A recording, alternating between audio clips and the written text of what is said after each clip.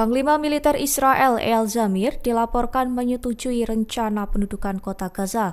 Mengutip dari Tribun News pada 18 Agustus bahwa rencana selanjutnya akan dibagi dalam 2 tahap, yaitu melibatkan evakuasi massal dan operasi darat bertahap. Media Israel juga melaporkan rencana ini diperkirakan berlangsung selama 4 bulan.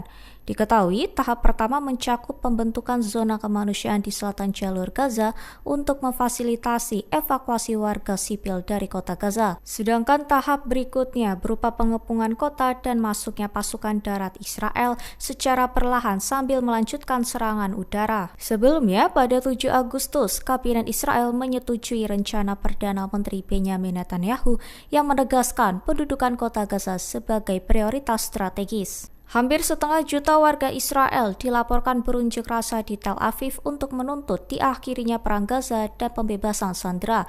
Aksi yang digelar pada Minggu 17 Agustus 2025 ini menjadi demonstrasi terbesar sejak perang dimulai pada 7 Oktober 2023.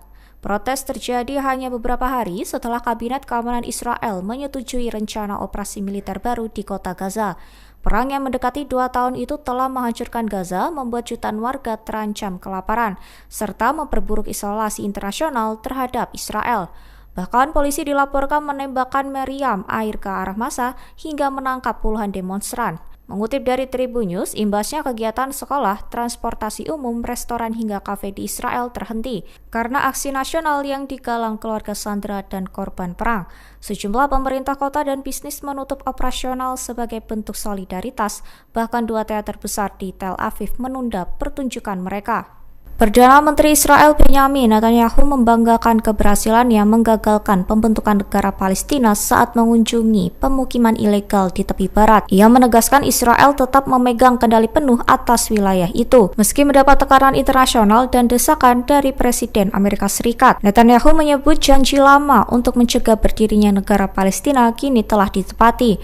Pernyataan tersebut muncul di tengah rencana pembangunan 3.400 unit permukaan baru di zona Iwan. Mengutip dari Al-Mayadin pada 17 Agustus bahwa proyek yang dinilai akan memisahkan tepi barat dan mematikan peluang negara Palestina. Menteri Keuangan Israel Bezalel Smotrich sebelumnya menyatakan rencana ini menjadi paku terakhir di peti mati gagasan 2 negara. Meski dikecam, Israel tetap melanjutkan proyek tersebut dengan dukungan penuh Amerika Serikat dan konsensus politik internal. Serangan udara Israel dilaporkan menghantam sebuah rumah di lingkungan Zaytun, kota Gaza. Mengutip dari Al Jazeera pada 17 Agustus, bahwa pecahan peluru dari serangan lain juga dilaporkan melukai seorang anak di kawasan tersebut. Diketahui, militer Israel dikabarkan mengintensifkan pemboman setelah mengumumkan rencana mengambil alih kota Gaza. Langkah ini disebut sebagai upaya untuk menggusur warga Palestina secara paksa ke wilayah selatan Gaza. Sebelumnya, pada 7 Agustus, Kabinet Israel menyetujui rencana Perdana Menteri Benjamin Netanyahu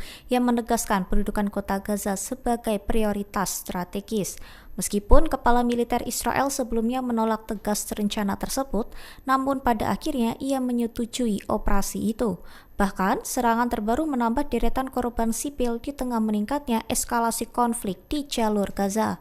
Korps Garda Revolusi Islam berhasil membongkar 2 sel teroris yang merencanakan serangan bunuh diri di wilayah tenggara Iran. Pangkalan Quds Pasukan Darat IRGC menyebut 5 teroris tewas melalui operasi yang digelar di 2 lokasi berbeda di kawasan tersebut. Mengutip dari Tasnim News pada 17 Agustus bahwa IRGC menyatakan para teroris itu berencana melakukan sabotase dan serangan bom bunuh diri.